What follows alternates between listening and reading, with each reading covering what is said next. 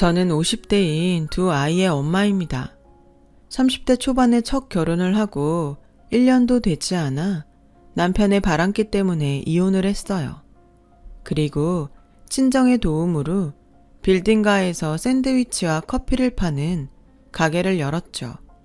샌드위치 빵을 살짝 구워서 따뜻하게 만들고 마요네즈 대신 잼을 바르자 반응이 좋았어요.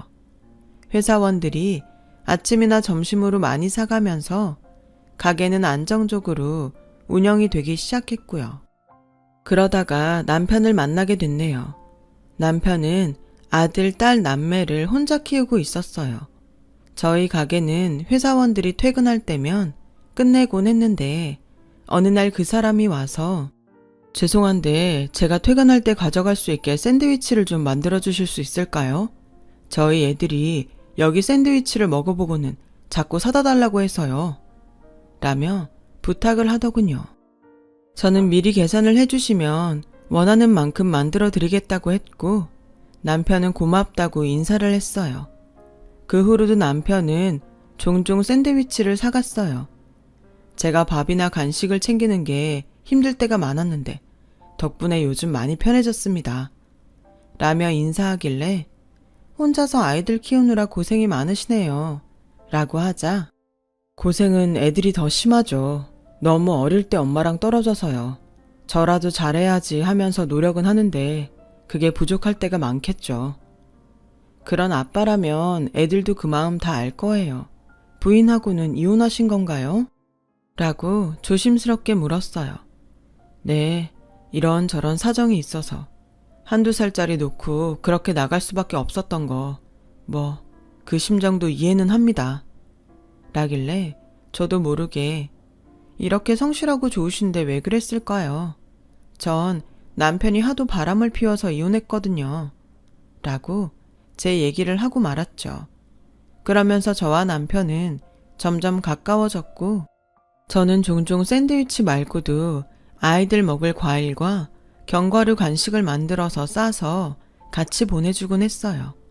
그러자 아이들이 저를 찾아오기 시작했고 저와 아이들은 곧바로 친해졌습니다. 이제 초등학교 1학년, 2학년인 애들이 자꾸 아빠 회사가 있는 동네까지 오는 게 딱하고 위험하게 느껴져서 제가 애들 학교 앞으로 찾아가기 시작했죠. 그래서 이제 아이들은 언젠가부터 아줌마, 우리 엄마 하면 안 돼요? 우리랑 같이 살아요. 라며 저를 조르기 시작했어요. 그 말에 남편은 저한테 굉장히 미안해했죠. 애들이 철이 없어서 그렇습니다. 엄마가 많이 그리웠나 봐요. 죄송합니다. 전 괜찮아요. 애들이 너무 착하고 예뻐요. 저는 내심 이 남자가 결혼하자고 해주면 좋겠다 싶었는데 남편은 굉장히 조심스러워했어요.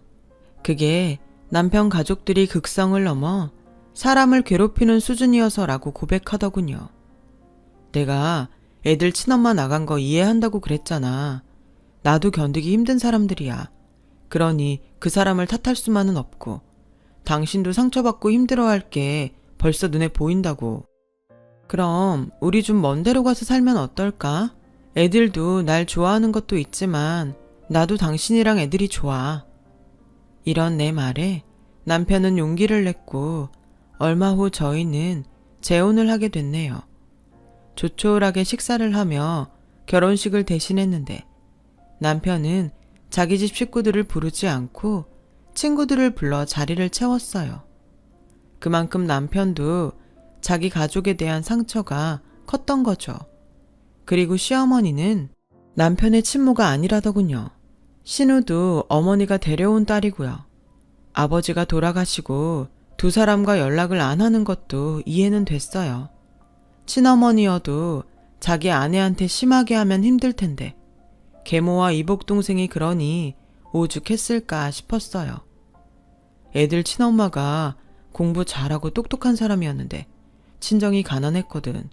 그걸 가지고 얼마나 무시하고 매일같이 집에 쳐들어와서 사람을 괴롭혔는지 나도 나중에 알았어. 그러면서 제게 내가 당신만큼은 절대 괴롭히지 못하게 할게. 나와 함께 해줘서 고마워. 라고 약속을 했습니다.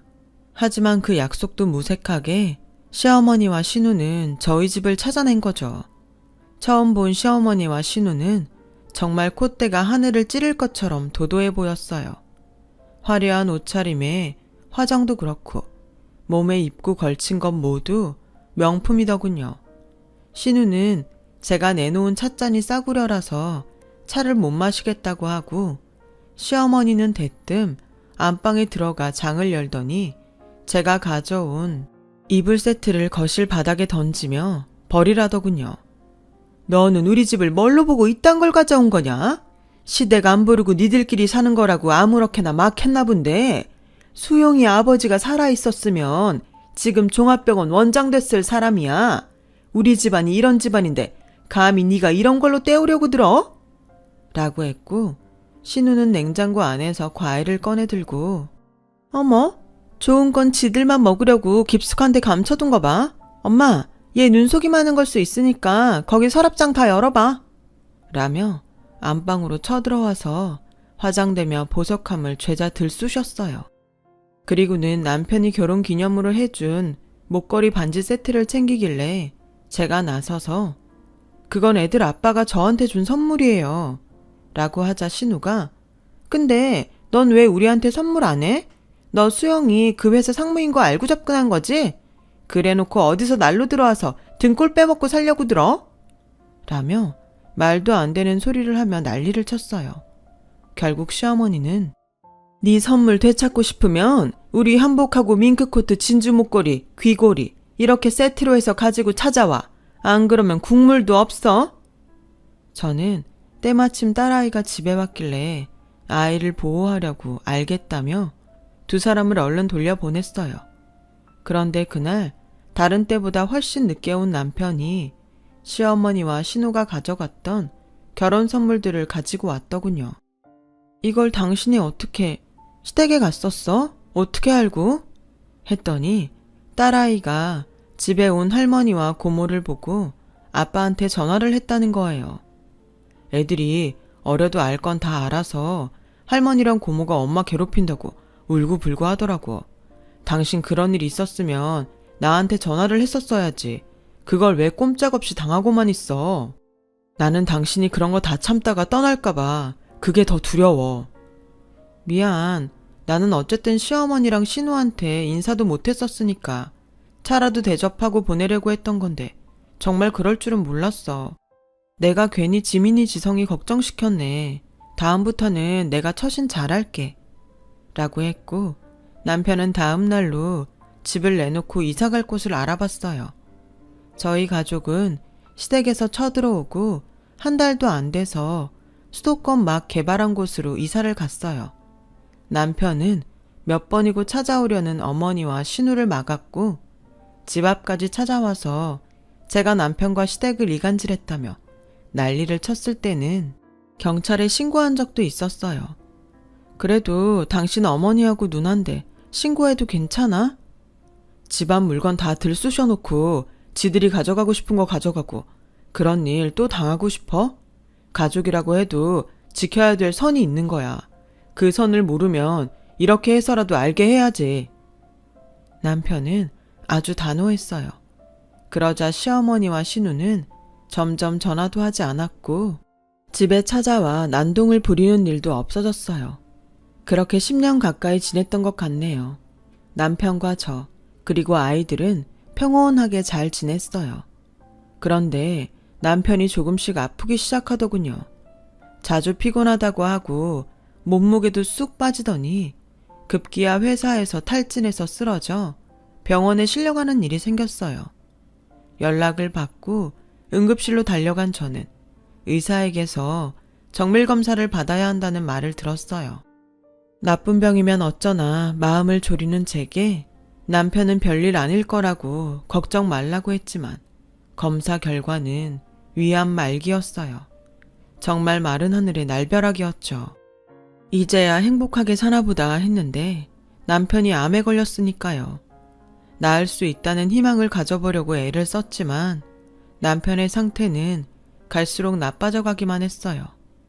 저는 돌아가신 시아버지와 알던 분들에게 부탁을 해서 그 분야에서 소문난 암 전문의를 다시 만나 진찰을 받고 검사를 했어요.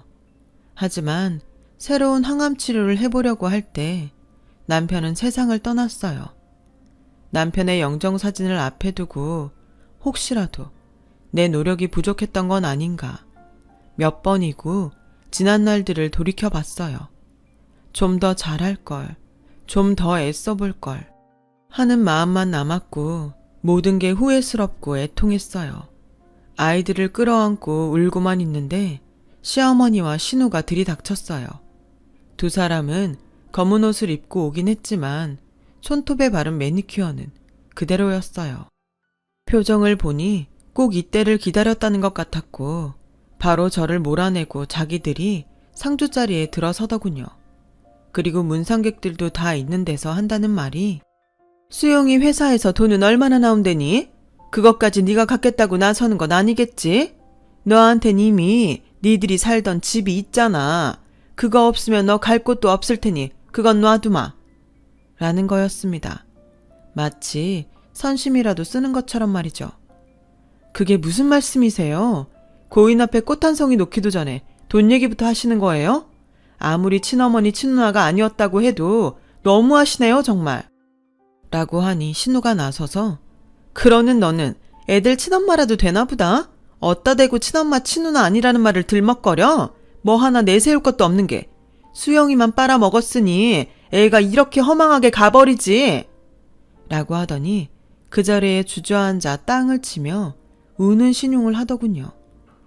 아이고 저것이 내 동생 잡아먹었네. 시어머니는 제 멱살을 붙잡고 너 우리 아들 앞으로 된 통장만 해도 몇 개라던데 거기다가 주식도 있고 보험도 있고 그거 다 네가 갖겠다고 애들 붙잡고 생쇼하는 거잖아. 진짜 사람들 앞에서 망신당하기 전에 물러나는 게 좋을걸? 하는 거였어요. 그걸 본 제 친정 식구들이 시어머니와 신우하고 한바탕 싸웠고 저는 애들이 상처받을까 걱정되어 아이들을 데리고 밖으로 나갔어요. 그리고 어떻게 장례를 치렀는지 아직도 기억이 잘 나지 않네요. 심적으로나 신체적으로 너무 힘들었고 애들이 신경 쓰여서 시댁 식구들이 행패를 부리지 못하게 장례식장에 따로 얘기까지 해야 했죠. 겨우 납골당에 애들 아빠를 안치하고 집에 돌아오니 시어머니가 와 있었어요. 이제 제대로 얘기 좀 해보자. 너 수영이 앞으로 돼 있는 거 다 내놓고 이 집이라도 건지든가 아니면 이 집도 뺏기고 거지꼴로 쫓겨나든가 둘 중에 택해. 애들 집에 있어요. 꼭 이러셔야겠어요? 이제 막 아빠 보내고 온 애들 앞에서 이게 무슨 짓입니까? 애들 되게 생각하는 척한다. 너네가 수영이 친엄마가 아니라서 이런다며. 그럼 너는 뭐니? 너도 애들 친엄마 아니잖아. 너야말로 수영이 돈 때문에 이러는 거면서 누구 보고 큰 소리야? 그러자 방에 있던 아들이 나와서 진짜 이게 뭐예요? 할머니가 뭔데 우리 집에 와서 맨날 엄마 괴롭히고 말도 안 되는 소리만 하는데요. 할머니는 언제 우리 생일이라고 전화라도 한 통 해보셨어요? 진짜 무슨 할머니가 이래? 라며 소리를 질렀고 시어머니는 너 아주 애들 교육 잘 시켰다. 저기 어디서 어른들 얘기하는데 나와서 싸가지 없이 고래고래 소리나 지르고 아주 집안꼴 잘 돌아간다. 라고 더 크게 악을 썼습니다. 저는 딸아이까지 나오려는 걸 막고 아들은 달랬어요. 애들을 위해서라도 이런 소동은 끝내야겠다는 생각이 들어서 알았으니까 이제 좀 돌아가세요. 애들 앞에서 먼저 시작한 건 어머니시잖아요. 제가 하라는 대로 할 테니까 제발 가세요. 시어머니는 그 한마디라도 들은 게 안심이 됐는지 돌아가더군요. 저는 혼자 안방으로 들어가서 숨을 죽인 채 한참을 울었어요. 남편이 떠난 걸 슬퍼할 새도 없이 쳐들어오는 사람들이라니. 생전에 남편이 길을 쓰고 그 사람들과 거리를 두려던 이유를 그제야 절실히 깨달았던 거죠. 저는 일단 달라는 대로 해줘야지 이 난리에서 벗어나겠구나 싶었어요. 먹고 사는 건 어떻게든 되겠지 라고 생각했죠. 제가 나가서 식당 설거지라도 하면 되는 거 아니겠어요? 저는 애들과 평화롭게 살 수만 있다면 뭐든 할 수 있었어요. 그런 마음으로 남편 물건을 하나 둘 정리하기 시작했어요. 안방에서 남편이 입던 옷들을 박스에 넣는데 눈물이 쏟아지더군요.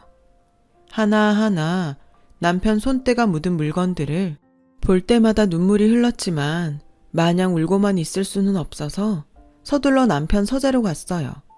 남편 책상 서랍에서 물건들을 꺼내는데 두툼한 서류 봉투에 민경이에게 라고 제 이름을 써놓은 게 보였어요. 봉투 안에는 제 앞으로 남긴 편지가 있었어요. 당신이 나 없으면 어떻게 할지 벌써 다 보이는 것 같아. 절대로 어머니 누나한테 아무것도 뺏기면 안 돼. 내가 여기 남긴 번호로 전화해. 그 사람들은 생각 못했을 사람이고 당신 도와주기로 나랑 얘기 다 됐어. 저는 날이 밝자 바로 그 전화번호로 연락을 했어요. 혹시 홍선미 씨 되시나요? 김민경 씨죠? 제가 전화번호 저장해 놨어요. 그쪽에서는 제 전화를 받고 바로 저인 걸 알더군요. 약속 시간을 정하고 만나러 갔더니 홍선미라는 사람은 변호사였어요. 그 사람은 제 앞에 변호사 명함을 내놓으며 제가 보육원에서부터 임수용 아저씨한테 후원을 받아서 변호사가 됐거든요. 저는 지금 대형 로펌에서 일하고 있고 고인 생전에 정식으로 의뢰를 받았어요. 남편은 암 선고를 받고 저와 애들이 걱정됐고 믿을 만한 변호사를 수소문하다가 K대에 법대를 갔던 선미 씨가 로펌에서 일하는 걸 알게 됐다고 해요. 아저씨 덕분에 대학도 편하게 다니고 로펌에서도 괜찮은 변호사로 일하게 됐는데 이렇게라도 제가 도움이 될 수 있다니 저도 마음이 좀 가벼워지는 것 같아요. 저는 시댁에서 애들을 데려갈까봐 걱정이 돼서 혹시 지민이랑 지성이는 어떻게 될까요? 라고 하자 김민경 씨 절대 이 사람들한테 지면 안 돼요. 그건 먼저 간 아저씨도 정말 원하지 않는 거였어요. 너무 괴롭히니까 지금 다 내주면 애들하고 편히 살 것 같죠? 아닙니다. 나중에 또 와서 무슨 수를 써서라도 살고 있던 집까지 뺏어갈 거예요. 그러고도 남죠. 세상이 그래요. 정신 바짝 차리셔야 돼요. 그리고 돈이 있어야 애들 마음껏 누리게 해주죠. 돈이 전부가 아니라고 하지만 애들 양육비 무시 못하는 거 아시잖아요. 이제 곧 애들 대학 갈 텐데 어떡하려고요. 애들이 아무리 벌어서 다닌다고 해도 그 돈을 다 어떻게 감당해요. 이렇게 뺏길까봐 아저씨가 저한테까지 온 거 생각해서라도 마음 단단히 먹어야 돼요. 라고 하더군요.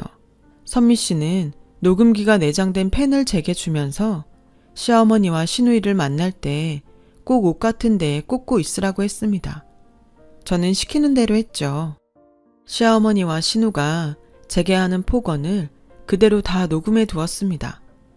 네가 남의 아들 뺏어가서 딱 달라붙어서 빼먹은 만큼 내놔. 너 네 집에서 아무 권리도 없어. 우리가 안 간 결혼이 그게 무슨 결혼이야? 내가 마음만 먹으면 지금 여길 거실에 있는 것도 싹 쓸어갈 수 있어. 알아? 라고 억지를 썼고 한 번은 찾아와서 보험 서류를 안 내놓는다고 제 머리채를 잡기도 하고 멱살을 잡기도 했죠. 그런 서류들은 다 변호사들 대동했을 때 갖고 가기로 한 건데 왜 미리 가져가겠다고 하시는 거예요? 이게 진짜 못 살아서 배운 것도 없나? 어른들한테 꼬박꼬박 말대꾸나 하고? 라며 신우가 제 머리를 흔들더군요.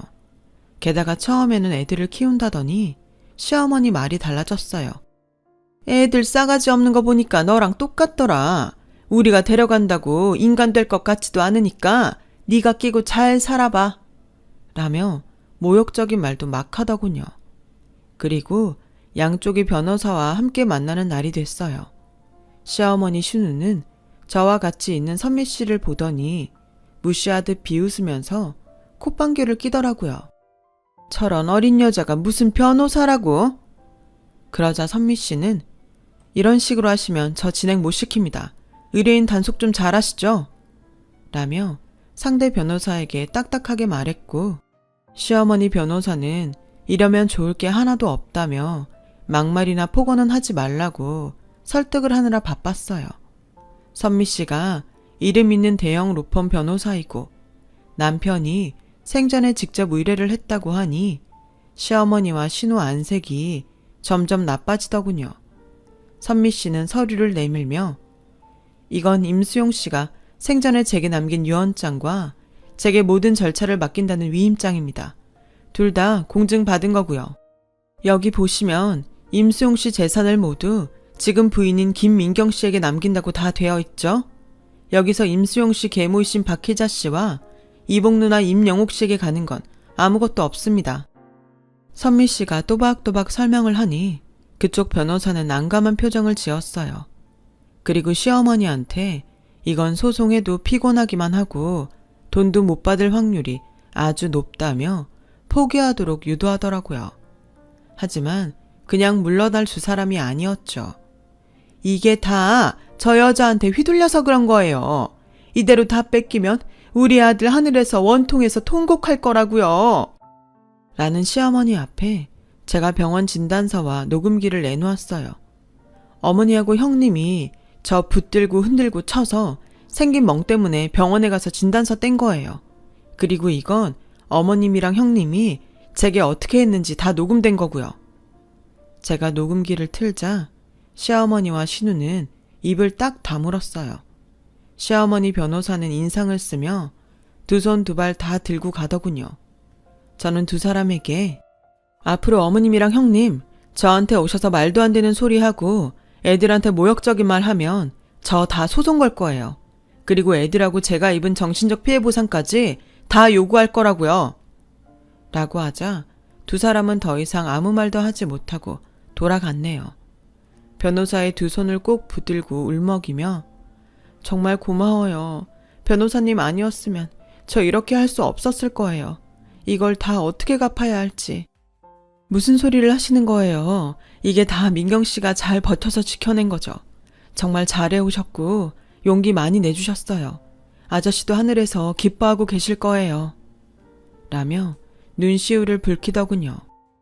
그날 저는 제 남편이 원하는 대로 재산도 지키고 아이들에게 손끝도 못 대게 했다는 생각에 너무 뿌듯했어요. 하지만 시댁 식구들은 집요하더군요.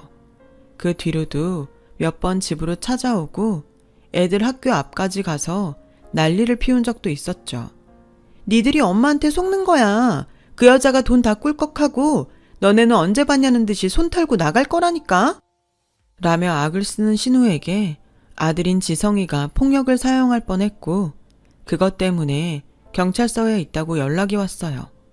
저는 그 얘기를 듣고 당장 선미 씨한테 연락했죠. 경찰서에 먼저 달려가니 지성이가 보이더라고요. 그 모습을 보니 지성이가 안쓰럽고 정말 화가 머리 끝까지 나더라고요. 저 두 사람 제가 고소할게요. 우리 애들한테 자꾸 말도 안 되는 소리 하면서 정신적으로 피해 입힌 건 저 사람들이에요. 라며 소리를 지르자 저거 형사님 저거 봤죠? 저런 이해가 뭘 배우고 자라겠어요? 지 고모한테 손찌검이나 하려고 하는 저런 애는 버릇을 단단히 고쳐야 한다니까요. 이 난리를 치는데 선미 씨가 왔어요. 선미 씨는 상황을 정리하고 경찰에게 잘 설명을 하더라고요. 그리고 저한테 했던 폭력행위들을 근거로 가정폭력 범죄로 피해자 보호 신청을 하더군요. 그러면 저희한테 접근할 수 없다고요. 저희는 시댁과 완전히 인연을 끊고 잘 살고 있습니다. 애들도 다 대학을 가고 지금은 졸업해서 직장인이 되었네요.